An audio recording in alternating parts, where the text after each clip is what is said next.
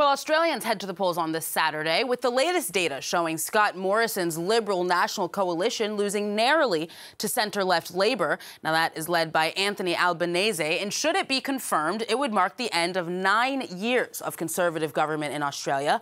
That shift suggests, then, that voters' priorities have changed since the last election in 2019.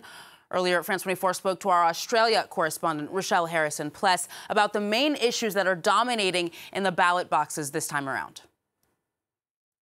The soaring cost of living and a national housing crisis are two of the major issues. But according to recent surveys, climate change is the #1 voter concern. Most Australians want to see tougher climate action, but the major parties have been fairly quiet on this topic throughout this campaign, and that's likely due to Australia being one of the world's largest exporters of coal, the fossil fuel industry creating thousands of jobs and generating more than 46 billion euros for the economy each year.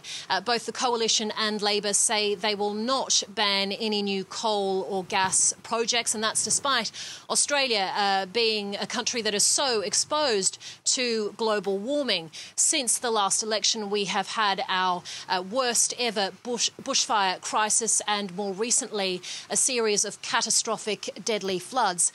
With a minority situation in Parliament looking likely, smaller parties like the Greens and those independent candidates that I mentioned earlier could force the incoming government to take tougher action on climate.